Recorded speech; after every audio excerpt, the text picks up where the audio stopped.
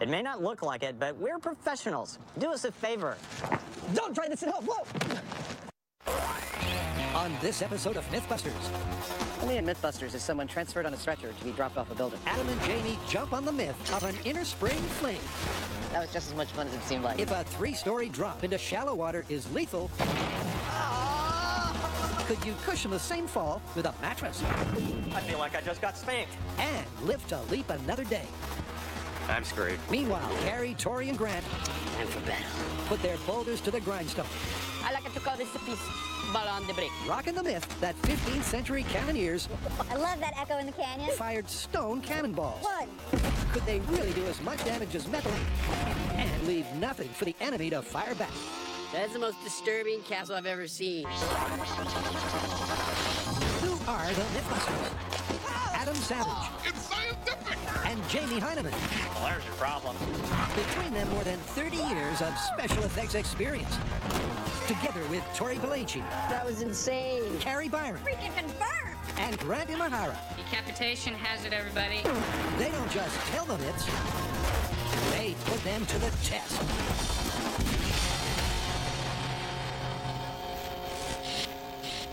Okay, so we're starting off with something a bit different. That's right. We're starting off with an apology because it was during the filming of this episode that a cannonball accidentally went through someone's house. Yeah, I mean, we take safety very seriously on our show. And despite a whole array of safety precautions at the bomb range, we had a major mishap. A mishap where we're tremendously relieved that no one got hurt, but we're also tremendously sorry that it happened at all. And with that, let's start our show. Okay, so first up, a myth that's all about soft landings. Playing with dolls again, are we? No, I'm setting up a scenario. For what? All right, let me walk you through it. Picture yourself in a hotel room, and you're in mortal danger because there's some guys banging on the door who want to shoot you. Now, you can't obviously leave through the normal means like the door. You've got to leave by jumping off your balcony. Unfortunately, your balcony is 35 feet above the ground. Fortunately, however, there's a swimming pool below you. Unfortunately, that swimming pool's only 4.5 feet deep. That could get ugly. Very ugly. This comes from the show Burn Notice, and what our hero is explaining to the audience as he throws a mattress out the window and into the pool, and then he jumps into the mattress to safety. So the myth is that if you need to jump into a shallow pool from a height, you should throw a mattress down there first. I couldn't have said it better myself. According to this Burn Notice myth, there's no way you could leap and live after a 35-foot drop into shallow water. However, breaking your fall with a mattress could supposedly save your butt. So would a crash landing really leave you with more of a spring in your step than a splash landing? So, how do you want to test this? Well, clearly the main thing here is to test what it's like to jump onto a mattress in a pool, but we need to compare that to what it would be like just jumping into the pool as well. Yeah, indeed, and we're going to need a pool that's exactly 4.5 feet deep. Well, let's get a crane and some dummies and attach some sensors to them and drop them off, see what happens. That's perfect. Let's do it. So it's straight to the shallow end at DeFremery Pool in Oakland, That's a nice pool. It ought to work. Let's see if we can get Buster hurt. Okay. where they'll hoist Buster up for this 3-story story. Turns out one of the most difficult parts of this shoot is just getting the Great All into the pool area. Bit of a tight squeeze. This whole story comes down to if you have 35 feet to jump, and you've got a pool below you that's only 4.5 feet deep, is it better to jump into the regular pool or onto a mattress floating in that pool? With all the drops that Buster's going to do, we're going to want to make sure we know how hard he's dropping, and that's where this comes into play. This is an accelerometer, and just like a crash test dummy, I'm going to install this in Buster's chest to let us know how many G's he pulls on each of the surfaces we're dropping him on. With an accelerometer hard to track his impact, Let's close him up. the PVC man is ready for the drop. Only in Mythbusters is someone transferred on a stretcher to be dropped off a building. However, first he needs to adopt the burn notice position. Now in the show, our character states that properly distributing your weight, i.e. landing butt first onto a mattress on the water, is the safest way to jump into the pool. So Buster will jump butt first. But first up, Buster will take the plunge without a mattress. So what kind of damage will that drop to? Here we go, Buster. Time to jump into the pool. Okay, dropping Buster into the water from 35 feet. In 3, 2, 1, go!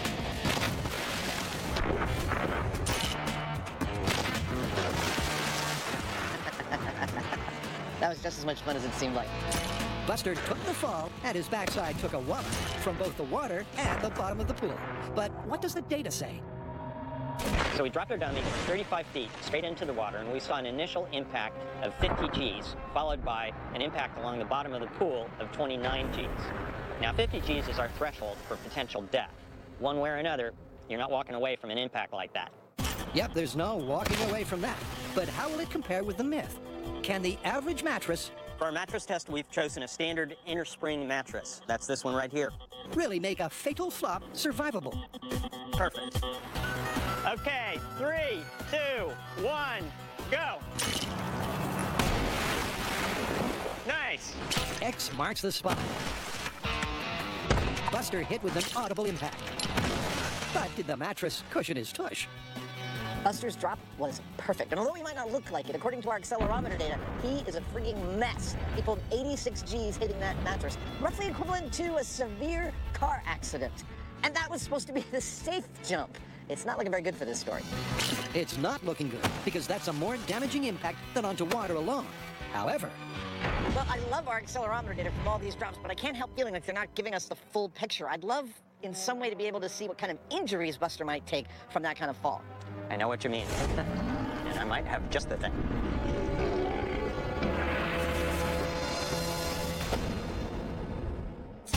next up, a myth on the rocks.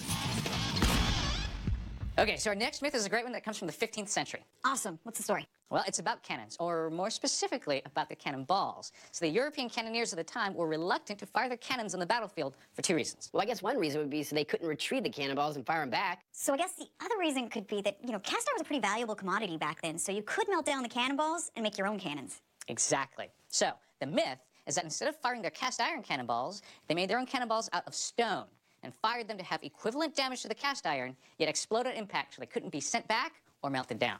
Interesting. That is brilliant. On the battlefields of 15th century Europe, some canny cannoneers didn't want to give the enemy any ammunition.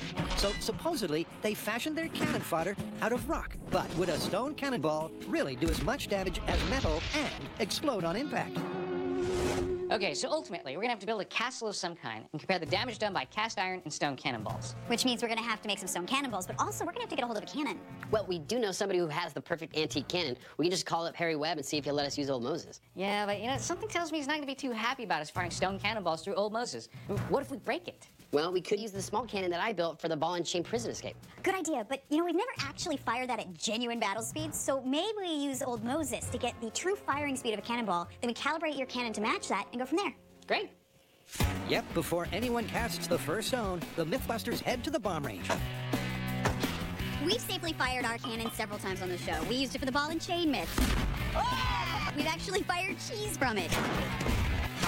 But we've never actually had to fire anything at what you call battle speeds. So that's what we need to find out first. How fast does a steel cannonball travel from a real cannon? And once we know that, we can calibrate this cannon to match its speed.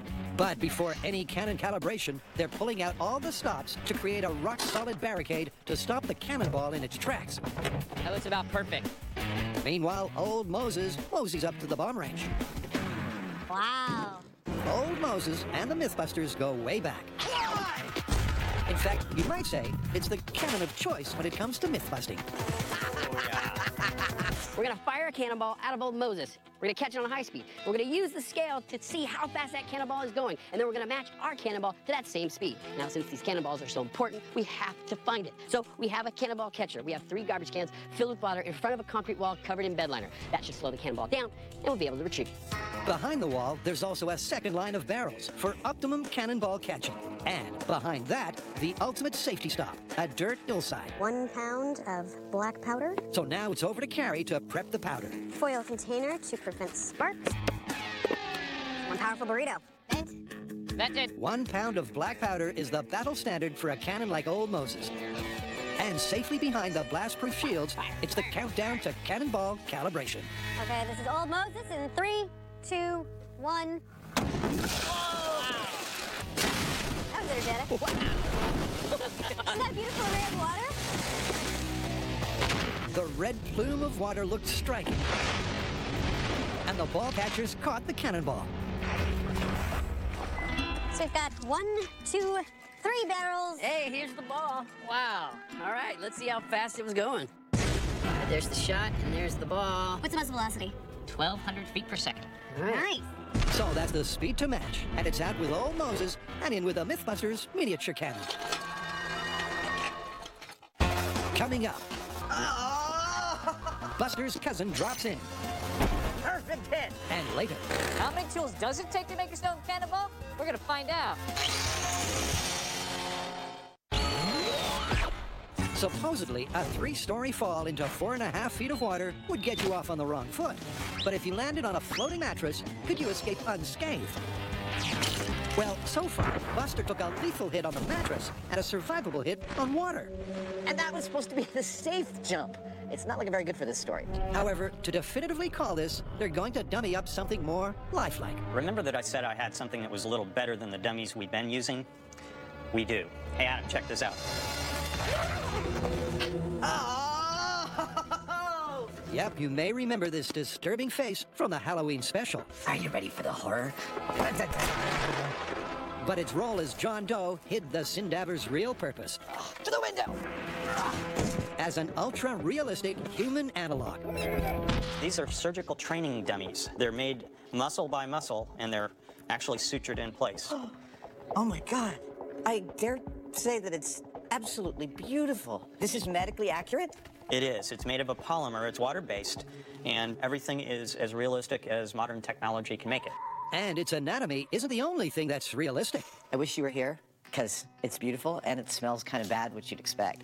But before the Sindaber can take the plunge, Jamie needs to give it a skin. And this shrink wrapping also doubles as waterproofing. Ready for market. So with the Sindaber skinned up, it's time to drop it off at the pool. You feeling ready, buddy? One of the nice things about using this particular type of dummy is that with the help of a portable x-ray machine like this device over here, we can actually figure out what happened internally to the dummy without performing the equivalent of an autopsy. So after a checkup to make sure everything is where it should be, You can see that the ribs come across. They're all intact. You can see all the cervical vertebra. it's time to strap up the Sinbuster for its first fall into 4.5 feet of water. Sindaber into the pool from 35 feet. In 3, 2, 1, go! A perfect hit. It's bottoms up for the new Buster. But what kind of damage did that drop do? Well, to find out, it's fished out for a closer examination by both the X-ray and an expert. Now that we've dropped our dummy, we would really like to get an expert opinion on exactly how much damage they've sustained. And we'd like an expert that deals with this kind of injury every single day, and that's called an orthopedic surgeon. We found one named Dr. Noah Weiss. Dr. Weiss, you willing to give us a free consult on Buster's injuries? Sure, I'd be happy to. Let's go take a look. We can see over here is there's actually been a separation between the lumbar spine and the sacrum. This is a very severe injury that would most certainly result in major spinal cord damage. Wow, so our dummy's paralyzed. It's paralyzed. So our Sindaber, after being dropped into the swimming pool without a mattress in its way, has sustained some very serious damage, a shattered pelvis and a paralyzing spine injury. And it seems like I'm smiling. I'm only happy that we got some significant results from this dummy. Now, we're gonna drop one into a mattress. In their previous test with the original Buster, the G-load of the drop onto a mattress was higher. But will that mean that Sinbuster 2 sustains more injury by making a bed and leaping into it? Ready, Adam? Ready! 3, 2, 1, go! Perfect hit! Buster hit the crash pad, and its butt took the brunt. So it's over to Dr. Weiss to find out if the Sinbuster's rear is in the clear. On physical examination, what's immediately apparent is the pelvis is far more unstable compared to the previous Sindaber. Really? Yeah, this is completely disrupted. Wow. And that's not all. As the X-rays revealed, the mattress jumper sustained far more damage all over. In addition to a similar injury where he basically blew apart his pelvis, this one also appears to have 2 injuries to his spine, one in the lumbar spine or low back and one in the mid-back or thoracic spine. He dislocated his knee, he dislocated his elbow, and the injury to the pelvis was much worse than in the first Sindaber. So the mattress was far worse than falling into water. I think both jumps were a problem, but it definitely appears to be much worse landing on the mattress in the water. So he's even more dead. He would be even more dead than the first one. Is that a medical term? It is now. Okay. We have tested this thing 6 ways to Sunday, actually 4 ways and on weekdays, but we have found that, yes, jumping from 35 feet is bad into water, but in the mattress, it's like twice as bad. This is a counterintuitive result, which for us, is totally awesome. Yep, both Buster and Sinbuster tell the same story. Despite what you'd expect, a mattress doesn't cushion a splash landing. It only makes it worse. So where would you say this myth stands? You know, it's on the tip of my tongue, but I can't quite, what is it, not right, not... Truthful. Ill-conceived? Ill-conceived, improper, let's say just wrong. Okay, it's wrong. It's wrong. But you know what bothers me is that people have actually been known to dive from that height into shallow water and survive. I've been thinking about that, and I think what we could do is find someone who knows how to safely jump from those heights into shallow water and have them show us the method. I think that'd be a good thing to know. Let's do it. Okay. The myth is busted. But is there any way to get the drop on a fall into 4.5 feet of water? Coming up on Mythbusters, for the first time in 400 years, we fired cannonballs made of stone.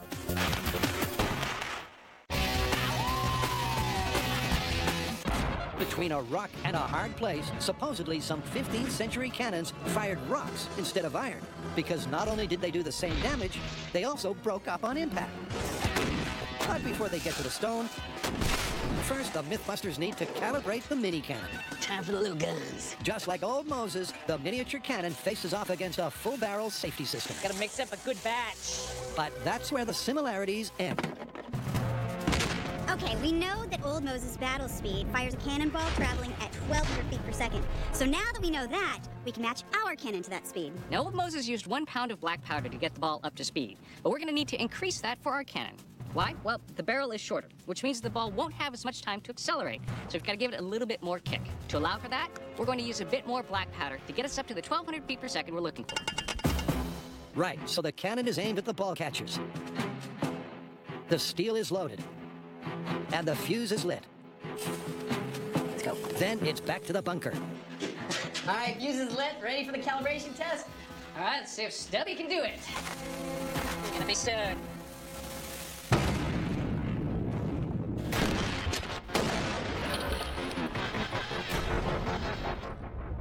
So that was the misfire that somehow sent our cannonball up and over the huge safety berm and into Stubby's house. Yeah, and when we realized that had happened, we called off the experiment immediately to help out any way we could. At first, that meant looking after the people whose property had been damaged.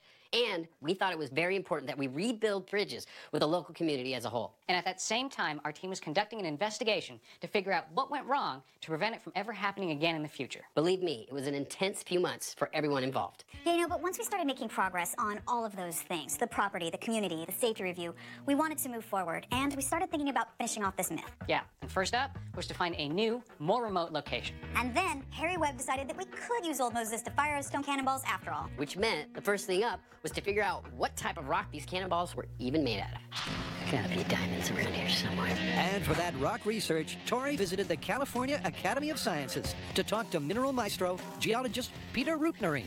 What would have been the 3 best types of stones that they could have used? Well, I think sandstone would have been a common material. It was used for a lot of construction in various parts of Europe. It's very soft. It would be easy to work. I don't know how well a sandstone cannonball would survive being shot out of a cannon. They also would probably have used a lot of limestone. It's very hard, but also common and easy to work, and there would have been a lot of experience working this kind of sedimentary rock. Granite, on the other hand, is an igneous rock. It's not as common, but it's highly prized because of its strength. It's very dense. It would probably do a lot of damage. Well, I guess we won't know until we make our own cannonballs and see how well they do. Cool. All right, now I have one question for you. Yeah, How much kryptonite do you have? that's the secret. Sandstone, limestone, and granite are the candidates. But will any have the combination of hardness and composition to be as effective as metal and break up on impact? Well, with each Mythbuster working on a different rock, it's time for all 3 to put their boulders to the grindstone. Grant decides to carve his sandstone cannonball on a lathe, while Carrie needs a more aggressive tool to make an impression on her limestone. Can I switch to sandstone, please?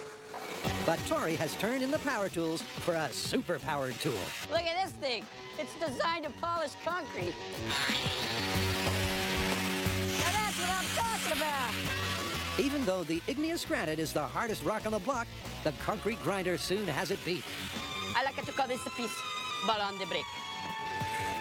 Well, I guess I should make another one. Tori's leading the way, and it's not long before both Carrie and Grant have taken on the concrete polisher too. Yeah, I really like working in TV. I think it's the glamour, the clothes. Makes me feel really pretty. And although the softest rock, the sandstone, is easy to carve, it has its drawbacks too. The thing is, because it's so soft, it'll probably break on impact, but my question is it going to survive the launch? After a lot of hard work and hours of grinding, our cannonballs are done, and they look great. We got a sandstone, we got a limestone, and we got a granite cannonball. Now all we need to do is load them into a real cannon, fire them at a castle wall, and see how they compare to an iron cannonball. According to this myth, by using a mattress to break your fall, you could hit the sack and escape. But in reality, not so much. He would be even more dead than the first one. Is that a medical term? It is now. Having established that jumping up a 3-story building either directly into 4.5 feet of water or onto a mattress in that water is potentially lethal, it begs the question, what exactly would it take to jump safely from that height and into that depth of water? So we've come here to the George F. Haynes International Swim Center in Santa Clara, California, where they have a magnificent pool and a platform that sits precisely 3 stories above that pool. And in a little while, Mr. James Franklin Heineman is going to find out what it would take to dive safely from this height. Better him than me. Given that jumping off a height like that the wrong way into water could seriously hurt you, I'm not about to do anything fancy off of that without some training. Now, luckily, we've got just the guy to do that. He taught us how to jump off of buildings. He's wrapped us in bubble wrap and thrown us off of buildings. That was intense.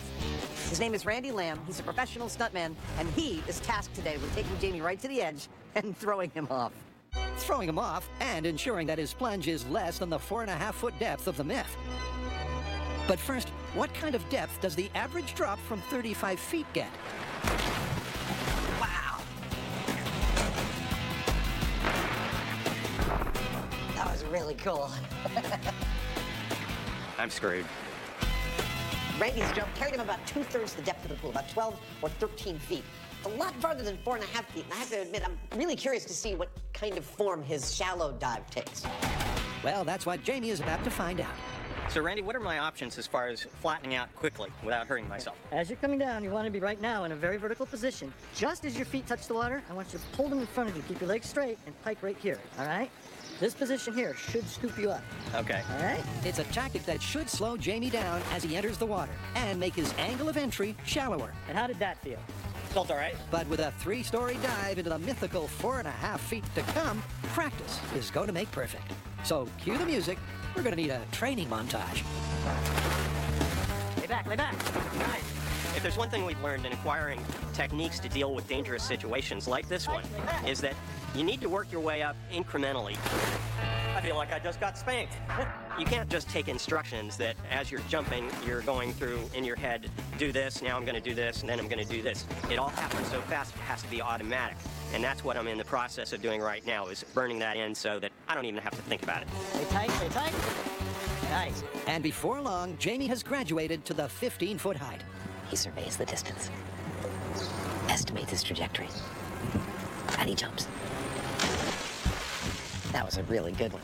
Barely heard a sound. Nice work, sir. Taking it drop by drop. Jamie's gotten his depth to 5.5 feet. And his technique is getting so good that soon...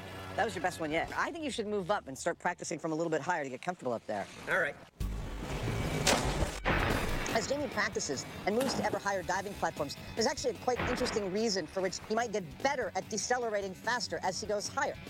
Water resists an impact in direct proportion to the speed of the impact. Cary Grant and Tully investigated this in their Water versus Concrete episode. And it definitely applies here. So while he did pretty good at 15 feet, he might be able to actually hit his target at 35. That one was fantastic. That was as good as your best jump from 15 feet. Yeah, well, I mean, if that one was as good as I got from 15 feet, maybe I'll be able to do just as good from 35. Yeah, exactly. Nothing to do but keep practicing. And after a day of jumping in with both feet, that 35-foot fall will have to wait until tomorrow. So, how you feeling after all that? Ow. Sorry about that. Don't try anything you've seen on the show at home. We are what you call experts. We've come out to a quarry in Angels Camp so we can test the myth of the stone cannonball. It was said that these were not only as effective as iron cannonballs, but they exploded upon impact, which means they couldn't be fired back. Here comes the cannon. Look at those Moses, ready for action. Now, since we've never shot one of these stone cannonballs, we're going to fire this cannon remotely. So what I'm doing right now is I'm rolling out 500 feet of wire so that we can launch this thing from behind this pile of rocks with an electric match. And that's not the only precaution they're taking. For our stone cannonball experiment, we have water barrels that are stacked 2 high, 3 deep. Behind that, a soft sand berm. And behind that, we are way out in the middle of nowhere in a rock quarry with walls that are 300 feet tall. That's the setup. So now to calibrate their stone balls to the steel ball speed of their previous test. All right, we need to test the speed of the stone cannonballs. So we say we start with the sandstone. That sounds good. Now remember, we're trying to get 1,200 feet per second, just like the steel ball. You guys, let me just point out, this is probably the first time in 400 years somebody has fired a stone cannonball. This is going to be cool. Cool and tricky, since with 3 different masses, to get all the balls traveling at the same velocity, they're going to need a formula. So we need to know how much black powder to use to get our stone cannonballs to have the same velocity as the steel balls. Now we plug in their weights to a basic formula based on kinetic energy. This is what we get. Our 1.3 pound sandstone ball needs 0.3 pounds of black powder. Now the 1.4 pound limestone ball needs just a little bit more with 0.33 pounds of black powder. And finally, our granite ball, which is 1.7 pounds, needs 0.36 pounds of black powder, just a little bit more than that. That's the theory, but will those numbers work in practice? And will the cannonballs survive the launch? First up to find its black powder butter zone is the sandstone. Okay, 0.3 of a pound, which is 5 ounces. And to protect old Moses' barrel, the sandstone is packaged inside a cardboard canister. We are loaded. Let's see what sandstone is made of. Sandstone. What? That's what it's made of. All right, here we go. This is sandstone cannonball speed test. In 3, 2, 1. Love that echo in the canyon. Let's go see what it did. All right. Clearly, it rocked it. We got our sandstone cannonball to fire at approximately 1,200 feet per second. Now that's the butter zone to match our steel cannonball. Now we're moving on to limestone. According to the formula, it should take 1/3 of a pound to get the limestone flying. Loaded. All right, this is limestone speed test. In 3, 2, 1. And not only did that have enough oomph to knock the gauge over, it was also enough oomph to match the steel cannonball speed. We managed to get our limestone cannonball to 1,200 feet per second. That means limestone is good to go for attack. The final rock to take aim is the hardest and heaviest stone cannonball, the granite, which means it needs the most black powder. Clear front. All right, here we go. This is granite cannonball speed test. In 3, 2, 1. Hey, look. It's still intact. And washed. All right, let's check the high speed, see how fast it went. So we just fired the granite cannonball, and we reached 1,159 feet per second. We are in the range that we're looking for. Now it's time to fire into a castle. So all 3 balls are up to speed and ready to rock, just as soon as the Mythbusters can find a castle. That is the most disturbing castle I've ever seen. Right after the break, Time for battle. it's the balls to the wall finale of the Stone Cannonball Saga. 3, 2, 1. Ever since we started doing Mythbusters, whenever we wanted to assess the kind of damage the human body would take under the conditions we were putting it under, we've had to use either dead pigs or build rigs that assess the damage body part by body part. A foot, a hand, a head. This thing, the Sindaver, opens up whole new vistas for us in terms of assessing physical damage from our experiment. I'm only just starting to grasp how awesome this is.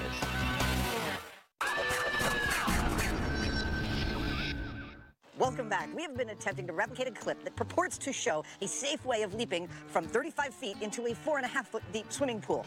And we pretty much busted that outright. So he'd be even more dead. We are now investigating whether there is any technique at all that can help you safely make such a jump. Yep, and yesterday, Jamie spent the day getting in touch with his inner aquatic mammal. But it's taken its toll. I took a lot of jumps yesterday, and by the end of the day, I was in a lot of pain. This morning, I was still in a lot of pain. So I decided to call our orthopedic surgeon and see if there was anything I should be concerned about. And he said that, well, not really as far as the tissue damage or anything like that, but that is a warning sign that I'm taking a heck of a lot of impact in my lower back. And that's an area I really don't want to mess with. So I'm handing it over to our stunt guy, Randy. Jamie's back is telling him to back out, so cue the stuntman. All right, Randy, it's all down to you, sir. 35 feet into 4.5. Okay, sure. I wasn't supposed to jump right there. I didn't think so. Full marks for enthusiasm. Full marks for enthusiasm, and it's clear from this impromptu plunge that he has the technique down. But this time it's for real, and it's a long way from the top with a very shallow landing. Will Randy jump and come up trumps? All right, here goes the scoop in 3, 2, 1.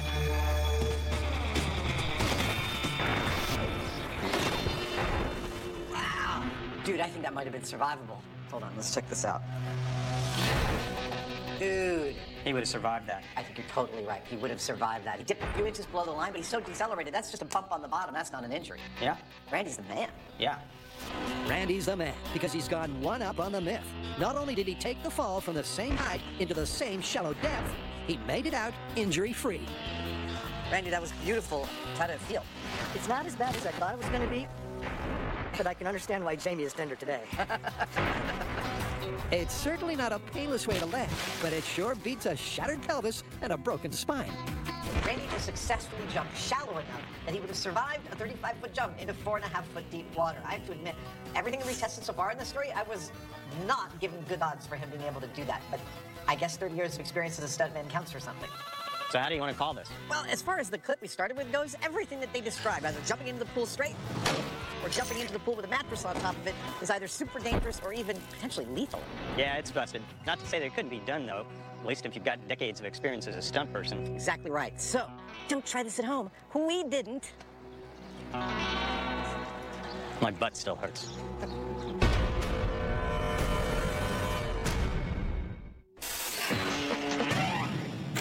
Castles. They're big, old, and made of stone. And while you'll find plenty in Europe, in the States, they're pretty rare.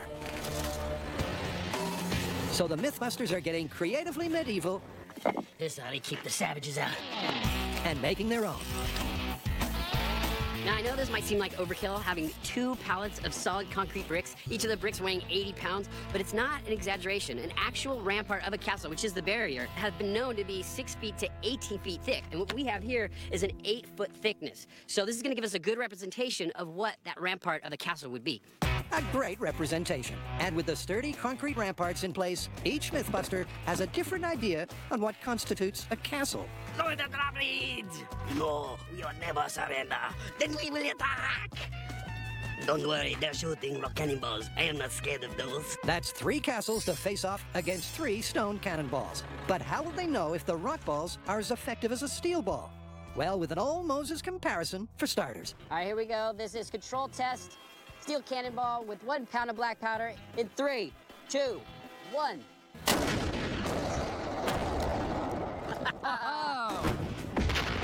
There's no doubt that the metal cannonball jolted the concrete as it penetrated 2 layers and shattered 4 bricks. That is one effective cannonball. There's the ball. There it is. All right, let's see how the stone cannonballs do. Let's see why they use cannons. Now that they've seen what steel can do, it's time to test this myth. Will the rocks match the metal and break up on impact? Well, first, they're starting with the sandstone. Okay, ready, Harry? With enough black powder to fire the ball at the set speed of 1,200 feet per second, Loaded. the ball is in old Moses' court now. This is sandstone versus the castle. In 3, 2, 1. Oh, that sounded like damage to me. That was a shot. big boom. Better than I thought. Wow. Awesome. That did some serious damage. And it shattered, meaning there's nothing to send back. But even though it penetrated 1 layer and damaged 2 bricks, the softer sandstone ball couldn't match the damage of the metal ball. So next, it's limestone versus Carrie's dream castle. That is probably the most adorable castle I've ever seen. Next up, we're going to use the limestone ball against Carrie's castle. Now, looking at this ball, it's probably going to do really well on damage, and it's so poor, it's got all these pockets. I think it's going to shatter. I think this thing's going to be great. Good luck. In 3, 2, 1. That sounded like a really good damage test to me. It certainly was, because the limestone was hard enough to destroy 3 bricks, closer to the damage the steel ball caused. And more importantly, it disintegrated on impact. Look at that! Oh my that works great! The limestone is incredible! Shattering. You know, I'm a little upset that Carrie's King castle with the giant orange princess is destroyed. But I mean, it was so worth it with these results. I mean, we destroyed a layer of brick and the ball crumbled. This is looking so good for our myth right now. Looking good for the myth, but the final stone cannonball is the most rock solid of all. Time for battle. The granite is a lot harder than the previous rocks, and while it may do some damage, the question is, will it shatter as the myth suggests? Granite cannonball into the castle in 3, 2, 1. That sounded like such a smack. Sounds like success, man. All right, let's see what it did. Definitely scored the damage category. And look what's left of the cannonball. I mean, we did some serious damage, almost as much as the steel cannonball, and it disintegrated. Now, I've spent hours sculpting this cannonball, and a lot of effort went into building this castle, but I've never been happier seeing 2 things I've built destroyed, especially with these results. I mean, the granite cannonball did the same damage as the steel cannonball. However, the steel cannonball you could have shot back. The granite cannonball destroyed. This one's plausible. Want to know why we did what we did and why we didn't do what we didn't? Go to discovery.com/mythbusters after show for the after show and keep those questions and comments rolling in.